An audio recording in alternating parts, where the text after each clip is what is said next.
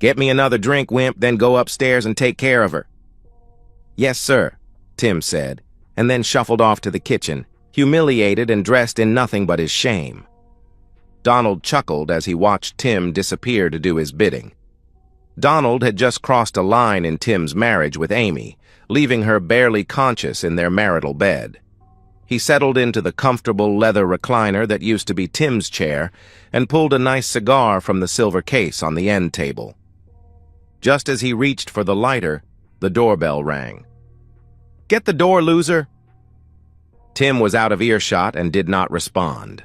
Suddenly, there was a fist pounding on the door. "Blast!" Donald yelled, standing up and stomping to the door. He wrapped one meaty hand around the handle and jerked the door open. There before him was Tim, except he was fully clothed and he was holding something in his hand. "How did you—" Donald twitched uncontrollably as the voltage from the taser paralyzed him. The second Tim pressed the taser against Donald's bare chest as he spasmed and fell backward. The second Tim stepped through the door and kicked it shut behind him. When Donald regained consciousness, he found himself fastened to a metal post with zip ties. He shook his head and slowly realized he was sitting on a wooden chair that was pushed against the metal support post. Looking around, he recognized the basement. "This is the same post we had tied Tim to when I first came here with Amy. What's going on?" Donald's foggy mind questioned as his vision continued to clear. "Well, welcome back, jerk. I'm sure you recognize this basement as the place where you and that woman tortured my baby brother." "Brother? I didn't know Timmy had a brother. Why are you here?" "My brother and I have not spoken in 3 years. We last spoke on his wedding day when I begged him not to marry that unfaithful woman," Tom said as he pointed to the unconscious form zip-tied to another support pole. "Where's Timmy? Hey, loser, get down here!" Donald yelled. Tom laughed. "Tim is sleeping and he'll be sleeping for several more hours, but he's no longer your concern. Now you have to deal with me." Donald laughed loudly. "So what? Do you need me to steal your wife too? Listen, pal, all you had to do was ask." Tom stepped closer. Donald could see he was wearing tight leather gloves. While he couldn't see the brass knuckles sewn into the gloves, he surely felt them when Tom's fist smashed into his face. "You see, Donald, I'm here to help you make an attitude adjustment. You mistakenly believed you could mistreat my little brother and disrespect his marriage with that worthless excuse of a wife, and no one could stop you. Well, you were mistaken, and before I leave here tonight, I'm certain you will have seen the error of your ways." "Wait! Please! She asked me to be with her. She said he wanted it. I thought I was doing what he wanted." Donald tried to recoil, but the backhand was too fast. The blow spun his head sideways. Tom leaned into his battered face. "So, you actually thought Tim wanted you to beat him when he tried to throw you and that woman out of the house? That he wanted to be tied up and forced to watch you violate his marriage? And what? You thought he was just pretending when he screamed in pain while you held him and that sadistic woman hurt him? When she brought you home with her, she told you she wanted you to hurt him, didn't she? Just a day after he had her served with divorce papers, she finds you to help her put Tim in his place. I'm sure she told you the plan was to torture him until he broke and agreed to serve the two of you." "Yes. Yes, oh God, she said she'd reward me and pay me $5,000. Please let me go. It was all her idea. Please just let me go and you'll never see me again." Tom patted his smashed cheek. There, Donald boy. I'm going to give you a chance to earn your freedom." Then Tom pressed the taser to Donald's chest. Donald jolted and then collapsed into unconsciousness. When Donald awoke, his chest was bound in a wide leather band that held him firmly to the post. His arms were free, but his wrists were bound together. Sitting directly in front of him was Amy, bound to a small chair with duct tape across her mouth. Donald looked around wildly, trying to locate his tormentor.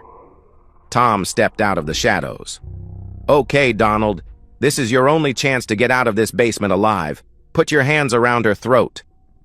Donald looked at Amy as her eyes widened in fear, and she screamed into her gag. He reached out and fit his hands around her throat. Good. Now here's the deal. If you harm her badly, I'll let you go. You have to do it, and then I know you won't go to the police. If you don't, I'll harm both of you. It's your choice. Donald looked into the terrified face of the woman he'd been seeing for the past 3 weeks. You dragged me into this mess, and I'm not taking the fall for you. He reached toward Amy, his actions driven by desperation and fear, until she fell still. When Donald awoke from the shock he'd received, he was sitting in his car at a roadside rest on the freeway. He got out of the car and looked around. He was alone. He got back into the car and looked for his keys. Above the visor was a note, "Keys in trunk." He pulled the trunk release and got out to get his keys. When he opened the trunk, he was staring at Amy's motionless body. The keys lay next to her, along with a long-handled shovel. He grabbed the keys and slammed the trunk closed. Oh no! I've got to get rid of that body, he told himself. Donald drove back onto the freeway and didn't stop until it was dark, and he was more than 100 miles away. He then exited onto a county road out in the middle of nowhere. He drove down a country lane and pulled over, killing the lights. There were no visible lights anywhere as he opened the trunk. After burying the body, Donald got in his car and made his way back to the freeway.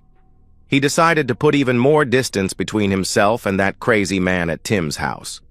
His face ached, but he was alive, and he wanted to remain that way. 3 months earlier. Tim Hollister had been married to Amy for 5 years, and those years had been the most painful of his life. He had met her at a company party where she worked in the human resources department. She had seemed so vibrant and full of life, sweeping him off his feet with her charm and beauty. 3 months of whirlwind romance had led to a hasty wedding, despite his brother's protests. "She's not who you think she is, Tim," Tom had warned during their last conversation before the wedding. "I've had her background checked. She's done this before." "Done what before?" Tim had demanded, anger rising at his brother's interference. "Found a good man, married him quickly, then systematically broken him down while stealing everything he had. Her last husband ended up in therapy for years." The argument had escalated until Tim told Tom he never wanted to see him again. Tom had quietly responded, "I'll always be there when you need me, little brother, whether you believe it or not."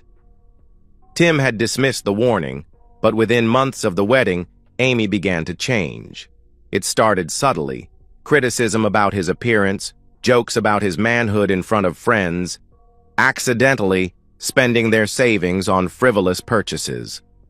She would disappear for days, claiming to be with friends, and return smelling of cologne that wasn't Tim's.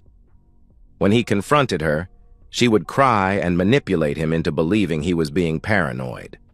She'd promised to change, to be better, and for a few weeks, things would improve before the cycle began again. Eventually, Tim caught her with irrefutable evidence, photos sent to his phone anonymously showing Amy with another man at a hotel. That night, they had their worst fight ever. Amy didn't even try to deny it. "You're pathetic," she had sneered. "You can't satisfy me, you can't protect me, and you can't keep me. I need a real man." The next day, Tim contacted a divorce attorney and had Amy served with papers. Her reaction had been unexpected. Rather than anger, she'd laughed. "You think you can just throw me away?" she taunted. "Everything in this house is half mine, and I'll take the other half too. When I'm done with you, you'll be begging me to come back." 2 days later, she'd returned home with Donald, a man-mountain who stood 6'5" and outweighed Tim by at least 100 pounds. Donald had grabbed Tim immediately, punching him twice in the stomach and once in the face, knocking him to the floor. "This is Donald," Amy had announced with a smirk. "He's going to help me teach you some respect." What followed was 2 weeks of systematic torture and humiliation. Donald had moved into the master bedroom with Amy, while Tim was forced to sleep in the basement, tied to the support post when they weren't forcing him to cook and clean for them. They monitored his phone, preventing him from calling for help, and Amy had called his workplace claiming he had a family emergency and would be out indefinitely. Unbeknownst to both Amy and Tim, Tom had been keeping tabs on his brother from a distance. His work as a private security consultant for government contractors had given him skills and resources most people didn't have access to. When Tim hadn't shown up to work for 2 weeks, Tom's contact at Tim's company had alerted him. Tom Hollister had always been the protective older brother. Growing up in foster care after their parents died in a car accident had forged an unbreakable bond between the brothers, at least until Amy came along. As he drove to Tim's house that night, Tom remembered the promise he'd made to his parents at their graveside. He would always protect his little brother. Tom had surveilled the house for 3 days before making his move. He cataloged their routines, witnessed the abuse firsthand through high-powered binoculars, and formulated his plan. He would need to separate Amy and Donald from Tim, gather evidence, and ensure they could never hurt his brother again. On the 4th night, Tom disabled the house's security system remotely and entered through the back door while Donald and Amy were busy upstairs. He found Tim tied to the post in the basement, bruised and malnourished. "Tommy?" Tim had whispered in disbelief when he saw his brother. "I'm getting you out of here, little brother," Tom assured him, cutting the restraints with a tactical knife. "You don't understand," Tim said frantically. "He'll kill us both. He's insane, and she encourages him." "Trust me, I've dealt with worse," Tom replied calmly. "But I need you to do exactly as I tell you." Tom administered a mild sedative to his brother. "This will help you rest. When you wake up, you'll be safe." He carried Tim to his vehicle parked 2 blocks away, then returned to the house to implement the next phase of his plan. The rest of the story played out as Tom had planned. He waited for Donald to come downstairs, tasered him, and brought him to the basement where he'd already secured Amy. The confrontation that followed was designed to do 2 things: gather evidence and set Donald up to take the fall. What Donald didn't know was that Tom never intended for him to actually kill Amy. The woman Donald thought he had strangled was actually just unconscious from a sedative Tom had administered, and the body in Donald's trunk was an elaborate prop designed to convince Donald he had committed murder. The real Amy was secure in another location, still sedated, with Tom's associate watching over her. Tom had recorded everything: Donald's confession about the abuse, his willingness to murder Amy to save himself, and Amy's earlier admission about setting up Tim for abuse and financial ruin.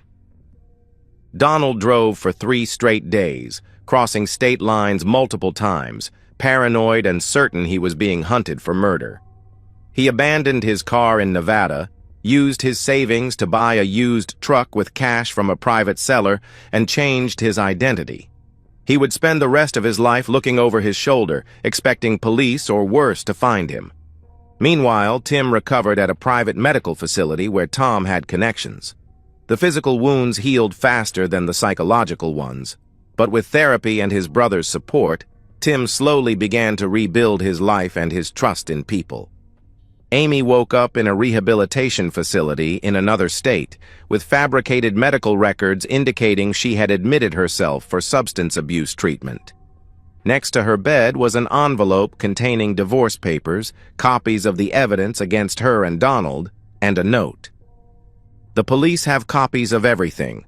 Return to Tim's life in any way, and these go to them immediately. Speak of what happened, and these go to them immediately. Contest the divorce in any way, and these go to them immediately. Consider this your one chance to walk away." She signed the papers that same day. 1 year later. Tim opened his mail and read the final decree saying his divorce was granted based on abandonment. He could now remarry if he ever found a woman he could trust. His brother Tom had tried to warn him about Amy, but he hadn't listened. Tom had read a report on Amy and begged him not to marry her. After they argued, and Tim told Tom he never wanted to see him again, Tom vowed to keep an eye out for Tim. When his people saw the divorce filing, Tim decided to reconnect with his brother. En route, Tom got another report, and so he showed up prepared for Donald. Tim had a lot of questions about how Tom just showed up and convinced Amy and Donald to leave. He was reluctant to take Tom's word about not asking more questions until two men in unremarkable gray suits showed up at his door. They told him Tom was contracted to do work for the government, and it would be wise for Tim not to ask any questions about Tom's job. Tim believed them and took their advice, but the brothers had rebuilt their relationship, meeting for dinner every Sunday and gradually healing the rift that Amy had caused. 5 years later. "Uncle Tim! Uncle Tim!" the little girl called as she ran across the lawn. Tim scooped up his 5-year-old niece and spun her around. "There's my favorite girl," he laughed. Across the backyard, Tom stood at the grill with his wife Sarah, watching his brother with their daughter. "He's really come a long way," Sarah observed. "He has," Tom agreed. "I wasn't sure he'd ever trust anyone again after what happened." Tim set his niece down and walked over to join them, accompanied by a woman with kind eyes and a gentle smile. "Jenny was just saying we should all go camping next month when the weather cools down," Tim said, putting his arm around his girlfriend of 2 years. "That sounds perfect," Tom replied, grateful to see his brother happy and whole again. Later that evening, as the brothers cleaned up after dinner while the women chatted on the patio, Tim asked the question he'd been holding back for years. "What really happened to them, Tom? To Amy and Donald?" Tom paused, considering his answer carefully. "Amy is living in Seattle under a different name. She's been through 3 more marriages and divorces since then. Donald believed he killed her and has been running ever since. Last I heard, he was working under an assumed name at a gas station in New Mexico, still looking over his shoulder every day." "Did you ever consider really hurting them?" Tim asked quietly. Tom looked his brother in the eye. "The best revenge isn't causing physical pain, Timmy. It's making sure they live with the consequences of what they've done. Donald will never have a normal life again. He'll spend every day in fear. And Amy will keep repeating the same patterns until she dies alone. They made their choices." Tim nodded slowly. "I'm glad you found me when you did. I told you at Mom and Dad's funeral, little brother. I'll always be there when you need me." Tom smiled. Always. In a small gas station on the outskirts of Albuquerque, a man who now called himself Frank jumped at the sound of police sirens passing on the highway. His manager noticed and shook his head. "You're always so jumpy, Frank. You running from something?" The man who was once known as Donald, once proud and intimidating, now stooped and haggard from years of stress and fear, forced a weak smile. "Just ghosts, sir. Just ghosts." Every night when he closed his eyes, he saw Amy's face as his hands tightened around her throat. Every day he expected to see police cars pulling up to arrest him. The fear had hollowed him out, leaving nothing but a shell of the man he once was. And in Seattle, Amy Reynolds, now using her 4th married name, stared at divorce papers yet again, her latest husband having discovered her affair with his business partner. At 45, her looks were fading, her charm wearing thin, and her pattern of manipulation increasingly transparent to others. She sometimes thought about Tim, the only man who had truly loved her, and wondered what might have been if she had recognized the value of his devotion. But such reflections were brief. Amy was incapable of true introspection or change. As for the Hollister brothers, they had learned the most valuable lesson of all. True strength isn't found in dominating others, but in standing together against those who would cause harm. Their bond, tested but unbroken, was stronger than ever. Tim looked across the table at his brother and raised his glass. "To family," he said simply. Tom nodded and clinked his glass against Tim's. to family, he echoed. The only thing that really matters. And so, we've reached the end of today's story. Was it what you expected, or did it take a twist you didn't see coming? I'm curious to hear your thoughts. Share them in the comments below, and let's get a conversation going. If this story kept you hooked, make sure to hit that like button. And if you're new here or just haven't subscribed yet, now's the perfect time to join our community. I bring you fresh, captivating stories every day, so click that subscribe button and turn on notifications so you never miss out. Thanks for watching, and I'll see you in the next one. Welcome to WTF Media. If you love crazy, unbelievable stories, make sure to subscribe and hit the bell so you don't miss out. Let's jump right into today's story. I assumed my wife, Lisa, would be happy when I told her I didn't have to work all week. I am a heavy equipment mechanic, and unfortunately, I end up working a lot of hours. Lisa had a 3-day vacation planned with her sisters at Lake Winona. They usually rent cabins, and the families spend 3 days swimming, hiking, and having fun around the campfire. I had already told the wife that I wouldn't be able to make it, and she seemed to understand. It was the middle of the week. I make good money, especially on the overtime. I missed most of these outings, so I was really glad when I could get some time off. Hi, honey. Good news. I'll be able to go along with you guys this time. That's great, Bob. I am sure the kids will appreciate it, and you will have some fun too. If it is okay with you, I am going to take the dirt bike along. There are some designated trails up there that I would like to try. I'll only do it if you are okay with it. I don't want to cause any problems. That's good. There is a lot of mountain at Lake Winona, and you should get in some good rides. Enjoy yourself. Lisa was preparing supper while I went out to get the dirt bike ready. It wasn't really an off-road bike. It was a two-stroke that was street legal but could be used off-road if you didn't get nutty about it. I didn't have too many chances to use it around home. Supper was ready at about the time I got done. Lisa and I had been married for 12 years. We had 3 children. Tammy was 11, Josh was 8, and Terry was 7. We had a nice little frame house with a big mortgage, and things were going great for the Connor family. After supper was cleaned up, the kids settled in for some TV, and I grabbed a shower.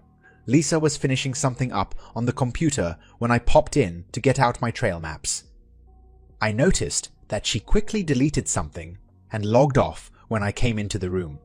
I made out like I didn't see it while I rummaged through the closet. She smiled and left the room, so I quietly hit the shutdown cancel button. After making sure she was downstairs, I opened her mail. There was nothing in the inbox, and if there was, I was sure she would have deleted it. I went to the deleted mail just in case. Lisa was a very cautious person, especially when it came to her emails. I never questioned her about it. She usually double deleted everything. There was never any record of any incoming or outgoing mail of hers. This time, however, she had been in a hurry, and I noticed she had deleted the file, but had not deleted the deleted file. There it was. Change in plans. Bob will be coming up with the family. You can still come, but I will have Karen put you in the last cabin. We should be able to have time together because he will be riding his motorcycle. See ya, LLC. The message went to D. Thompson at Zebra. This was not good. Who the hell was D. Thompson, and why was he coming to our family gathering? What did Lisa's sister, Karen, have to do with setting this up? Lisa was washing some clothes that the kids wanted to take along for the outing, so I pulled her high school yearbook off the shelf. It didn't take me long to locate Don Thompson. There was even a picture of Lisa and Don together at the prom. I was never a very clever guy, and I was never a very suspicious guy. I guess I should have been. I assumed our whole marriage was fine. I met Lisa about 2 years after she had graduated from high school. I was 3 years older than her and had a good job. After going out for about 6 months, I asked her to marry me, and she accepted. Now, I was wondering why. If she was going with this guy in high school and she was still seeing him, why the hell did she marry me? I made a good living, even though I was never very ambitious. I worked hard for my family. I could care less for myself. I always figured it was worth it for them, but now I wasn't sure. I never liked kids, but I loved my kids. I would do anything for them simply because they were mine. I was a very protective father. It was going to be an interesting weekend. The kids wasted no time getting down to the lake. I ended up unloading everything, including the motorbike. Lisa's sister, Kathy, was there with her 4 kids. The youngest sister, Cora, was divorced and had 3 little ones. Kathy's husband, George, didn't make it. It looked like I was going to be the odd man out for the weekend, except for the extra guy who was going to be in the end cabin. After getting settled in, I noticed a dark green Durango parked by the last cabin. We all had a quick lunch, and I announced I was going for a ride. I had the bike all ready and grabbed the video camera before leaving. The bike was a noisy little sucker, and I was sure that Lisa was counting on that, so she could be assured I didn't sneak back. I went about a quarter mile, let the bike idle for a while, and then shut it down. It only took about 10 minutes to walk back to the campgrounds. The 3 sisters were sitting around the picnic table, chatting, while the kids were scattered all over the place. About that time, a tall, good-looking fellow, who I assumed drove a Dodge Durango, came over to the table. All the girls greeted him warmly.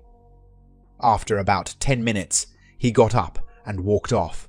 He went around the cabins and over toward the changing rooms. I started to work my way over when I saw Lisa leaving the table and coming our way. Don entered the back way of the ladies' side so no one would notice, and Lisa followed in a little while. I quietly entered the other side and turned the video camera on. I didn't even take the lens cap off because there was nothing to see. I worked my way over to the adjoining wall and could hear them talking. "I am really sorry, Don. I had no idea Bob would be coming today. I'll try to make it up to you. He will probably be running around on his motorcycle most of the time, so all we have to do is watch out for the kids." "It's okay, Lisa. I understand. I am a little disappointed, but I am sure it will be great regardless. They are going to have a little sing, a long thing tonight by the cabins. I will sneak down to the lake and we can have a swim together like old times. Kathy will see to it that Bob is kept occupied." "I don't know if I can wait that long," he replied. "Silly boy. Let's see. I think I can take care of you a little bit so you can make it till dark." I could hear the sound of a zipper and some clothes being removed. As Don started to moan, it was evident that he was getting a blowjob from my wife. I listened carefully and could hear her slurping and humming as she worked on him. Finally, he started to moan and breathe a little faster. After a few coughs and the sound of spitting, Lisa started to giggle. "Okay, Don, that should hold you until tonight. I have to get back to my sisters." I sat there stunned. I was heartbroken, but what the hell did I expect? I was sneaking around, trying to catch her, and I did. I guess I was disappointed that it happened at all, but I knew it was going to. I stayed in the bathhouse another 10 minutes after they left, trying to figure out what to do. It was depressing as hell, and I hated being depressed. I didn't get any video, but I did get 10 minutes of good audio on the camera. I walked back to the bike and then took off on a long, rough ride. It would be so easy to confront Lisa and have it out, but it was just not my style. Actually, I didn't have a style. I was just non-confrontational about most problems. For 12 years, I thought I had a great marriage, and now I find out I was just a provider for my wife and kids, a necessary convenience. I spent the better part of the afternoon surveying the area around the beach. There was a long, grassy slope going down to the water's edge. The beach was narrow with rocks and woods on the sides. There was a fire pit in the middle, about 50 feet from the beach. Lisa, Kathy, and Cora had taken the kids on a hike up to a local waterfall. I took the time to collect and arrange a lot of wood in the fire pit. I put kindling on the bottom and carefully stacked up some nice, dry logs on the side. I found some cardboard that I was able to layer on the bottom to help in starting. There were not many people at the site, so I didn't draw any attention. I didn't notice Don anywhere. When everybody got back from the hike, I took Josh and Terry out into the woods, and we cut about 20 nice roasting sticks for marshmallows. I told them to keep it a secret for tonight. They were excited about it. I gave Tammy 2 big bags of marshmallows and again explained what we were going to do.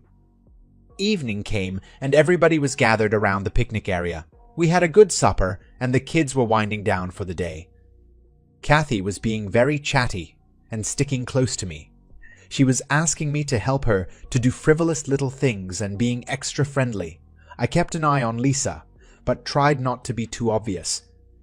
Finally, the sun was down, and there was only a slight bit of moonlight. There was an ongoing argument as to what we were going to do the rest of the evening, and it looked like ghost stories were winning by a slight margin. All of a sudden, I noticed that Lisa was gone and Kathy was very close by my side. I got a very detailed explanation about how Kathy's husband, George, was redoing their kitchen. She was making a great effort to keep me interested, but my mind was elsewhere. I finally excused myself to go to the cabin for the video camera. Since it was in the opposite direction from the lake, Kathy did not seem too concerned. It was too dark to take any video, so I didn't bother to get the camera. I grabbed 2 cans of charcoal lighters and some wooden matches. By going behind the cabins, I was able to dash down the slope to the beach without Kathy seeing me. There was just enough moonlight to keep me from killing myself. As I got closer, I got quieter. I could make out 2 figures in the water. On the grassy area near the beach was a blanket. Lisa and Don had left their clothing and underwear on the blanket, along with 2 towels. I carefully lifted all 4 corners of the blanket and walked over to the fire pit. I emptied 1 can of charcoal lighter on the wood and then placed the blanket on top and added lighter fluid. With a quick flick, I threw the barn burner on the pile of combustibles and jumped back. I was still too slow. I singed my eyebrows and the hair on my arm when the pile of wood erupted in flames. That was the signal. Tammy and Josh jumped up and started yelling, "Marshmallow roast! Everybody to the bonfire!" All the kids started running down the hill to the fire pit. I looked over to the water and saw Lisa. The light from the fire was reflecting from Lisa and Don's eyes as they stared at the horde descending on them. I could see Kathy at the top of the hill, looking like the world was going to come to an end. The kids were quickly spread around the fire. Josh handed out sticks and Tammy had the marshmallows. Lisa was trying to hide along the side of the dock as I slowly walked out. I looked over at her lover. "Hi, Don. I'm Bob, Lisa's husband. Nice to finally meet you." He seemed flustered and didn't say anything. "Lisa, can I help you up the ladder so you can join your children around the campfire?" "No, damn it. Just go over to the blanket and get our towels." "Sorry, honey. I'm afraid I used the blanket, towels, and clothing to start the fire. A great fire, isn't it?" "No, Bob, no. Why the hell did you do that? How are we going to get out of the water?" "I am sure Kathy will be more than happy to help you. I am going home." Kathy passed me on the dock as I was leaving. I got my jacket and the videotape out of the cabin. Using the valve stem tool from the dirt bike tool bag, I removed the 4 valve stems from Lisa's SUV. She would not be able to get them fixed until the next day. I took a pair of pliers and tried to open the petcock on Don's Durango, but couldn't budge it. I ended up hitting it 3 times until it just broke off. The Dodge wasn't locked, so I reached inside and took his registration out of the glove box. I realized that Lisa could just take one of her sister's cars, but I figured she would wait to get her own. I turned my cell phone off and left the campsite on the dirt bike for the highway. It was a long way on an uncomfortable vehicle. I didn't get very far because I had to stop and refuel the sucker, as well as mix the gas and oil. At least it was late, and the roads were not too crowded, I leveled it out and started to knock off the miles. A green Durango passed me at a good clip, and I noticed some white vapors coming from underneath it. About 10 miles further down the road, it was pulled over. Don Thompson was leaning under the hood, trying to figure out what the problem was. I went flying by unnoticed and headed for the next gas station. A bigger gas tank would have helped. I grabbed a cup of coffee after filling up and pulled the Durango registration out of my pocket. Don lived in Pottsville, which meant I could cut over right now and be there in less than an hour. Of course, after I got there, I had to find the address. That took another hour. He lived in a modest frame house, just south of town. I couldn't tell if he owned it or rented it. Anyhow, I figured he wouldn't be home for a while, so I broke a kitchen door window and let myself in. Don had a little computer area set up in his bedroom. I found a nut driver in the desk drawer and took the side off the CPU. After removing the hard drive, I looked around for anything else that might be interesting. There was a CD album type book on the corner of the desk that contained about 20 discs. I grabbed it and the hard drive and left. Less than 2 hours later, including another gas stop, and I was home. It was at a time like this that I was glad my pickup had a king cab. I was able to get my clothes, PC, and some household items behind the seat. I gathered up a bunch of personal papers and documents and went to a motel on the other side of town. It was 3 a.m. I had to get a little shoot-eye because tomorrow would be a busy day. As tired as I was still up early. It took me a while to tap into Don's hard drive, but I eventually got it. Don appeared to have saved all the emails that he and Lisa had written to each other. Most of them were saved in his documents file, but a lot was still in his mail. I started to read them but didn't have that much time. It would have taken me the whole day to read them all. I glanced at a few here and there to get an idea of what was going on. They were definitely having sex, but the emails were not filthy. I didn't find any place where they said anything derogatory about me. On the contrary, there were several remarks made that indicated just the opposite. Lisa had commented on the great job I did putting in new kitchen cabinets, and Don replied that he wished he were as handy as I was. It was a little odd. Here were two people that were cheating on me, but were not dumping on me in any way. I was confused. The CDs were another confusing story. There were no pornographic pictures. There were lots of pictures of them together, doing all sorts of things, but not a thing that was dirty. In one set of pictures, her hair was dark and short. That was when she was carrying Tammy. The next set was auburn when she was having Josh, and then long and dark when she was pregnant with Terry. In all the pictures, Don was beaming like a proud father. That really hurt. It was time to get going. I made the usual rounds. First, I closed all the bank accounts and credit cards. I quit my job and collected all my vacation pay and sick leave. I cashed in my life insurance policies and cancelled the cell phone services. I made arrangements to have the utilities turned off at the end of the week. I was sure that I was going to miss something, but I did the best I could.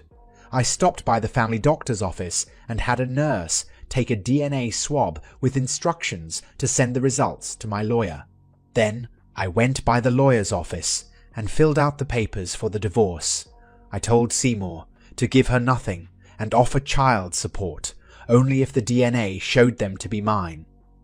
At this point, I held out little hope. I left $2,000 in the checking account for Lisa and her kids. I said she could have the house, but had to make the payments herself. I left 2 signed power of attorney forms in case he needed them. I signed one form to help her sell the house. Yuba City was a long way from Reading. I had enough money to support myself for a long time, but knew I had to start working to keep from going nuts. I felt pretty certain that I left a few messes behind, including breaking and entering charge in Schuylkill County. I had no idea what things I had skipped out on at home that I was legally responsible for, and didn't care too much. I also wasn't very clever when it came to laying low. My car registration, driver's license, and insurance would be good for a while, but eventually I would have to get myself updated and run the risk of being discovered. Bank accounts and employment could also trigger problems. Every morning, gangs of men looking for day work would be gathered on certain key corners. Potential employers would drive by and pick out the ones they wanted, paying them straight cash on an independent contractor basis. No SSN were required, and no forms needed to be filled out. A day of hard work was rewarded with some untraceable cold cash. I didn't mind the work or the poor pay, but I found that I was unhappy not being able to talk to my fellow workers. I started to pick up a little Spanish, and things got better. I ended up being a regular pick by the Sutter nut growers foreman. They grew walnuts, almonds, hazelnuts, and pistachios. The work was demanding and did not require me to use too many brain cells. I slept well at night. After about a month, I borrowed a cell phone from one of the supervisors and called my lawyer. He had served Lisa with the papers. She did not want anything from me, but was insisting on some support for the children. She hadn't provided him with any DNA test results. I told him that I would not pay any support for somebody else's kids. Her parents and sisters were helping her with expenses until she could get a job. She had put the house on the market. If everything went okay, the divorce would be final in 4 months. Don Thompson had not turned a report into the Schuylkill Country Police. I guess I didn't have to hide anymore. I spent my evenings reading the emails and looking at the CD pictures. About 4 years ago, Lisa and Kathy took a weekend cruise to Nassau. Lisa spent the cruise with Don Thompson, and Kathy was with another fellow, not George, her husband. I was able to find out from the emails that his name was Richard Witt. It was not a pleasant set of pictures to look at. From the pictures, it became apparent that Lisa and Don shared a cabin. I had loved Lisa and would do anything for her. I had a hard time accepting all the new information that I was finding. How could I have been so stupid? Sutter nut growers had 2 big tree shakers. One of them was broken when I started working there, and today the second one broke. The company had to get a serviceman to come up from Sacramento to fix them. They were going to cut the workday short and send everybody home, so I asked the supervisor if I could look at it. It only took about an hour for me to get it up and running. All my amigos were happy because they got to finish out the work shift. I spent the rest of the day working on the second shaker and finally got it running at about 7 that night. Everyone else had left earlier, so the supervisor, John Foreman, offered to give me a ride home. On the way to the house, he offered me a regular full-time job as an equipment repairman, which I immediately took. About a month later, I came home from work and found a budget rental car in my driveway. George Mitchell, Kathy's husband, had found me. He was sitting on the front porch and gave me a half smile as I walked up to the house. I wasn't really happy to see him, but tried to be congenial. "How long have you been waiting, George?" "About 2 hours. I could use a cold beer if you have any." I got us both a Foster's, and we sat down at opposite sides of the Formica kitchen table. "What would be important enough for you to fly almost 3,000 miles to see me, George?" Lisa asked me to come, and her parents sprang for the cost of the tickets. "Okay, let's get started. First of all, what are you trying to accomplish?" I spent the whole flight out here trying to come up with the right way to approach this. Let me tell you something not too many people know about concerning Kathy and I. "Does it concern Richard Witt?" "Yes, I guess it wasn't as big a secret as we hoped." I just smiled. Bob, all 3 of the Spencer girls, Lisa, Kathy, and Cora, wanted big families. It was important to them, and it was very important to their parents. We were married for 2 years and had no luck. The test showed that the problem was mine. I was shooting blanks, and Kathy was fine. We didn't want to adopt, and we couldn't afford the artificial procedures. It took a long time, but we finally agreed that we would try and find someone else to get Kathy pregnant. I realize that it sounds bizarre, but we gave it a lot of thought. Richard was a friend from high school. Kathy had dated him and had sex with him prior to meeting me. He was one of the ushers at our wedding.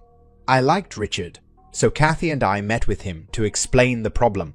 He was reluctant at first and only agreed to do it with some concessions. Concessions? I asked. Richard said he would get Kathy pregnant as many times as we wanted, but he wanted to be able to get together with her once a month and one weekend a year. On those terms, he was willing to help until he found a wife of his own. All 4 of our kids are Richard's.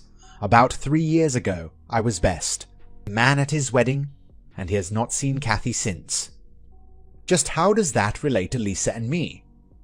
The same, but different. I assume you're going to explain that, I asked. Lisa and Don Thompson had been sweethearts since junior high school. They had their whole life together, planned out, except for one problem. Don had a water skiing accident right after they finished high school. He could still have sex, but could not father any children. Lisa was devastated. The most important thing in her life was going to be her children. Don convinced Lisa that she should marry so that she could have her family and that they would remain close friends. You mean fuck buddies? I replied. That's a crude way to put it, Bob, but I guess the answer is yes. I was listening very closely to what George was saying. Some of it sounded like the truth, but most of it was bullshit. I decided to let him talk some more. Lisa finally agreed to it, but asked Don to find her a husband. He didn't want anyone in the Pottsville area, so he looked up a friend he had in Reading, David Lippman. I believe you worked on some of David's fuel oil trucks. Yeah, Dave seemed to be an all-right fellow. Well, they narrowed the search down to 3 guys, and Lisa picked you. She pursued you, got you to marry her, and let you think it was your idea. You gave her a good home and a happy marriage, along with 3 beautiful kids. She tried to be a loving wife to you, while still maintaining a relationship with Don. As the years went by, she grew closer to you and was seeing less and less of Don. She and Kathy both tried to fix Don up with other girls, but he loved Lisa and wanted to keep his relationship with her. George reached into his coat pocket and slid an envelope across the table. Inside was a DNA report. The letterhead read Schuylkill Scientific Labs. I was expecting a form of some type, but this was just an official-looking letter that stated that I was the biological father of our 3 children. I looked at the report and looked at George. He said nothing. Is that it, George? I asked. Well, Lisa broke off all contact with Don right after you left. She made the decision that it was better for her and the children. She hoped that with Don out of her life for good, you would reconsider the divorce and come home. I got 2 more beers. I didn't say anything, but just sat there and stared at the paper. I couldn't believe that this guy had taken a plane all the way across the county to feed me this bullshit. There might have been a small piece of the truth somewhere, but I couldn't pick it out. I never did understand why Lisa married me, and even after listening to George's crap, it wasn't any clearer. What time is your plane back, George? I have to be at the Sacramento terminal by 8. I'll have just enough time to drive down there and get the rental car checked back in. I really appreciate you coming all the way out here to explain things to me, George. You probably could have done it on the phone, but I guess being face-to-face is more effective. Is there anything you want me to tell Lisa or the kids when I get back home? I know she is hoping for some good news. She was really devastated when you left. I can't think of anything right now. Give them my best and tell them I'll be thinking about them, I replied. I walked George to the car. I could tell he was hoping for a little more reaction than he got. It was an interesting story, especially when he started off by making a confession of his own relationship with Kathy. If everything he said was true, then I might want to reconsider the divorce, but there were too many holes. I felt a lot of affection for Lisa. we had a lot of great years together, and I always considered us to be a team. Her apparent betrayal left me heartbroken. I would like to mend it if I could. I was looking for more information and more answers, and I wanted them to explain and improve things. I still couldn't believe that George flew all the way out here for a 30-minute conversation. The next day, I called my lawyer. Seymour, this is Bob Connor out in California. I don't hear from you often enough, Bob. What do you need? First of all, did you ever get any official results back on the DNA paternity tests? Bob, I didn't get a thing. I asked Lisa 3 different times and she promised each time, but I still have nothing. I told her I would pay for the testing, but I don't think it made a difference. Lisa's brother-in-law gave me a letter from the Schuylkill Scientific Labs in Pottsville that indicates that I am the father. Did you give them anything from my tests that they could use as a standard? Never heard of the lab, and I still have your results here in the office. I never gave them out to anyone, unless they did their own DNA test on your hair or fingernails. I have no idea what they were testing against. I'll look into it. Anything else? Do you have anyone who could check out a guy named Don Thompson who lives in Pottsville? I can't help thinking that knowing something about him could be important. I realize that the divorce is almost final, and I don't want to screw things up, but if I can stop myself from making a mistake, I want to. That should be no problem. Do I owe you any money? I asked.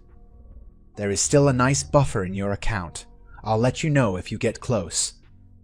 About a week later, Seymour called and told me that Schuylkill Scientific Labs was a fake DNA facility and had been shut down by the state.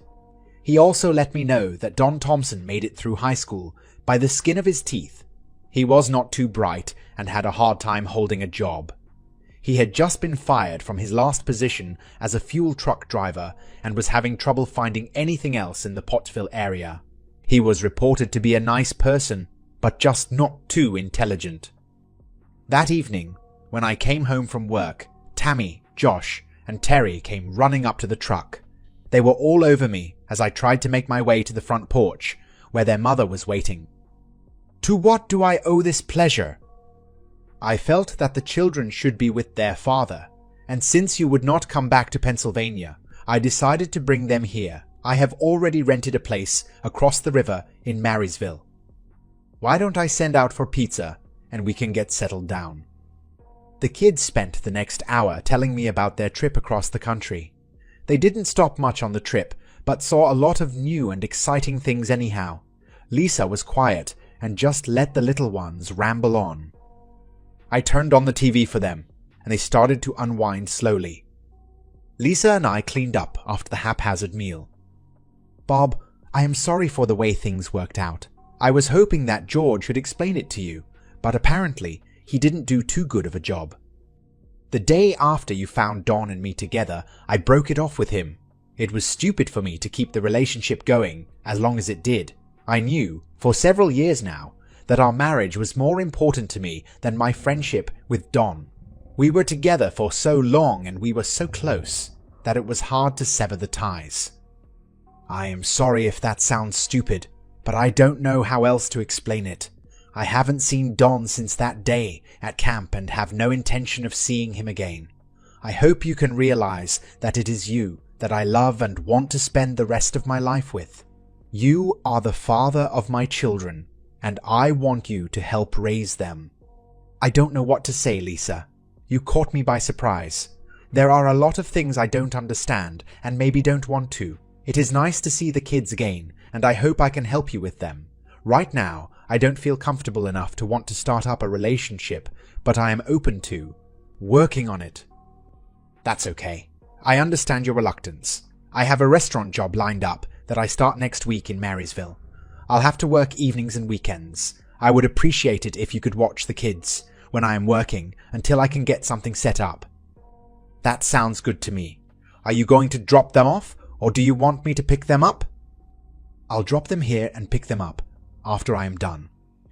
The arrangement seemed to work out fine. Needless to say, On the first day, I took DNA mouth swabs from each of the children and immediately mailed them to Seymour. Tammy was opening up a little bit more than normal and seemed to be concerned about the relationship between Lisa and I. I didn't want to get the kids involved in this mess and tried not to even mention anything about the divorce. A letter arrived from George, and inside was a newspaper clipping and a note that just said, FYI. The clipping was a picture of Don wearing a soldier uniform. He had finished basic training and was being sent to Bosnia for 2 years. I called Tammy over. "Do you know this man?" I said while I pointed to the picture. "Sure, that's Uncle Don, but we are not supposed to talk to you about him." "Do you see Uncle Don a lot?" "We used to, but we could never tell you that we did, or Mom would get mad."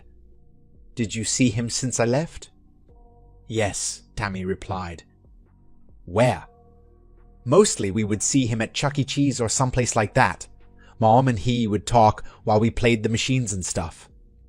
"Did he ever stay at the house?" I asked. "Only once. That was a week before we left, the day before he went to join the army." "Tell me about it," I asked. "Okay, but I am not supposed to." "He came to the house in a cab. He told Mom he had enlisted in the army and that he was leaving the next morning for Philadelphia. Mom started crying and hugging him. She was saying all sorts of mushy stuff. Josh, Terry, and I went in and watched TV while Mom and him talked. She was crying a lot and saying things that I couldn't understand. We all went to bed and they were still talking. I came down in the middle of the night to get a drink and he was not on the couch. The next morning, I looked out the window and he was getting in a cab. Mom was still crying. That afternoon she told us we were going to California to see you. Don't tell Mom that I told you this, or she will get real mad at me." "Did your mother cry when I left?" I asked. "No," Tammy replied. Things were starting to fall into place. I don't think the newspaper clipping achieved the results that George was hoping for.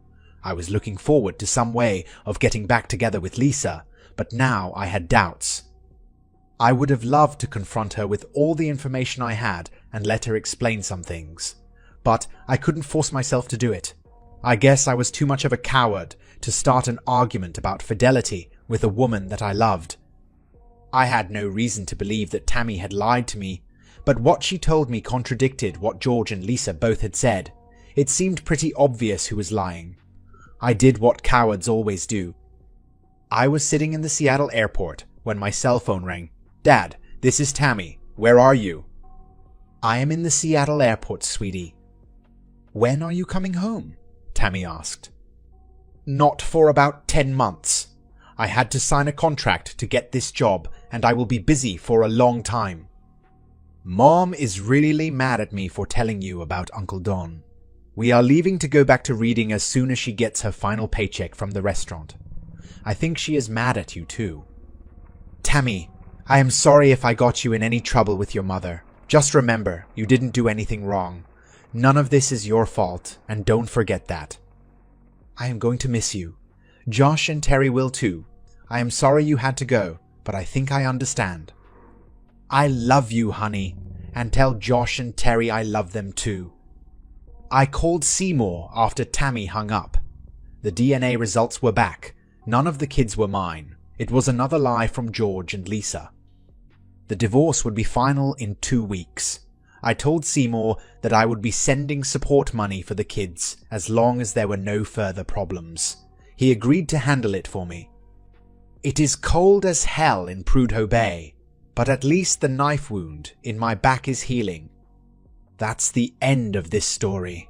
If you found it engaging, please give it a thumbs up and don't forget to subscribe for more content like this.